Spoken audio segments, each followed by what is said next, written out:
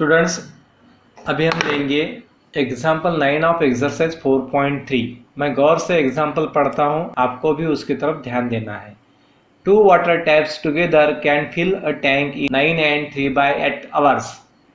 The tap of larger diameter takes 10 hours less than the smaller one to fill the tank separately. Find the time in which each tap can separately fill the tank. यानी यहाँ दो taps है और वो अगर हमने combinedly शुरू कर दिए तो फिर वो 9 and 3/8 आवर्स में एक टैंक कंप्लीट भर देते हैं, ऐसा उसका मीनिंग है। एक जो बड़े वाला जो टैप है जिसका डायमीटर बड़ा है उसे ऑब्वियसली टाइम कम लगेगा, तो उसका जो टाइम दिया है वो 10 hours less than the smaller one. यानी स्मॉलर वन को अगर x आवर्स लगते होंगे टैंक भरने के लिए तो इसे x - 10 आवर्स लग सेपरेटली। अब ये और अच्छे से समझने के लिए मैंने कुछ फिगर्स यहाँ निकाली है, आप उसकी तरफ गौर से देखो। सपोज अपना जो टैंक है वो सिलेंड्रिकल है। एक बात आपको यहाँ याद रखना है कि टैंक सिलेंड्रिकल हो, रेक्टेंगुलर हो या किसी भी शेप में हो, जो बातें मैं आप कहूँगा वो सबके लिए एक जैसी है।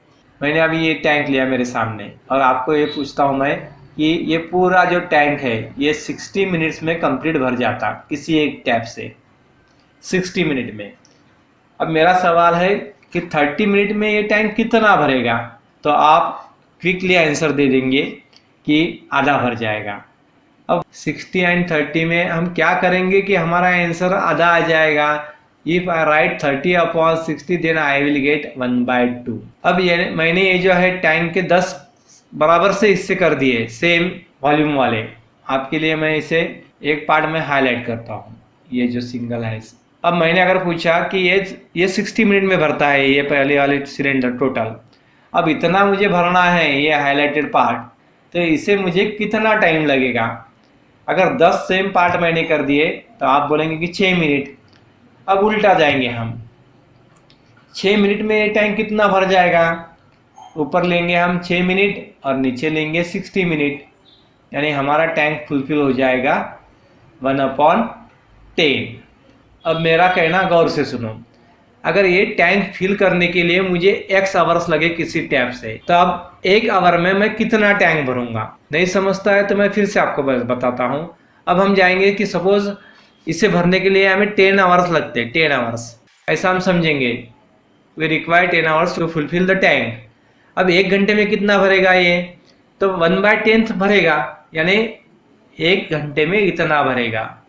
अब यही बात हम यहाँ लिख रहे हैं कि अगर उसे पूरा भरने के लिए x आवर्स लगते हो तो 1 आवर में वो 1/x इतना फिलअप हो जाएगा।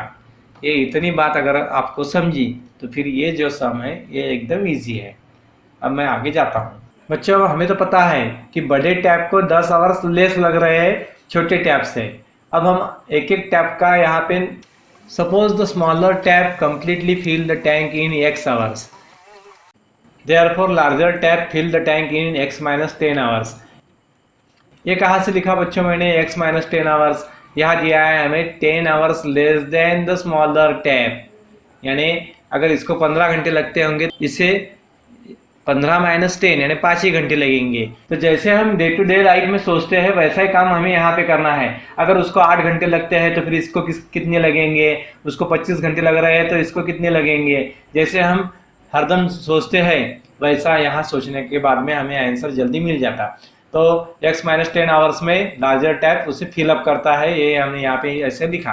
अब 1 घंटे में यानी 1 आवर में हर एक टैप कितना कितना टैंक फिलअप करेगा वो यहाँ पे लिखेंगे हम। Therefore smaller tap fill up 1/x tank in 1 hour, जैसे आपको मैंने पहले बतलाया उसी तरह। And larger tap fill up 1/x - 10 of the tank capacity in 1 hour. अब ये दोनों एक साथ अगर टैप हमने खोल दिए या ऑन कर दिए तो फिर क्या हो जाएगा, ये जो स्मॉलर है वो 1/x टैंक फिल करता है और जो लार्जर है 1/x - 10 टैंक फिल करता है। यानी फिर दोनों का कंबाइनली 1/x + 1/x - 10 इतना ये 1 घंटे में या 1 आवर में टैंक फिलअप कर देंगे।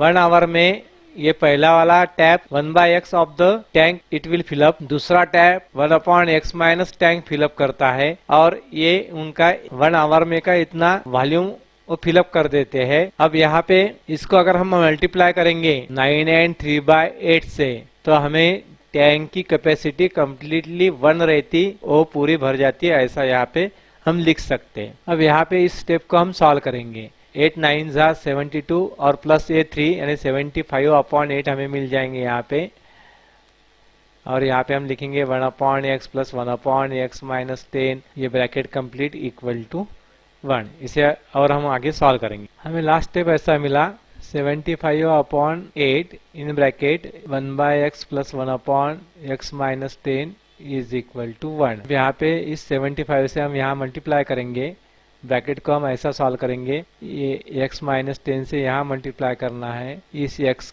से यहाँ मल्टीप्लाई करना है, यानी फिर हमें मिला x minus 10 plus x upon, नीचे दोनों का मल्टीप्लिकेशन रहता है बच्चों, x इंटू एक्स माइनस 10, ये पूरा ब्रैकेट भी complete and that is equal to 1। थोड़ा आराम से देख देख के उसको सॉल्व करने का हमें x plus x we get here twice x minus 10, नीचे हमें प्रोडक्ट मिला x square minus 10x is equal to 1। यहाँ फिर हम क्रॉस मल्टीप्लिकेशन करेंगे बच्चों, ये यहाँ के 8 जो है वो 8 भी अपने लिखने के रहेंगे यहाँ पे upon 8, this is 8 into this much.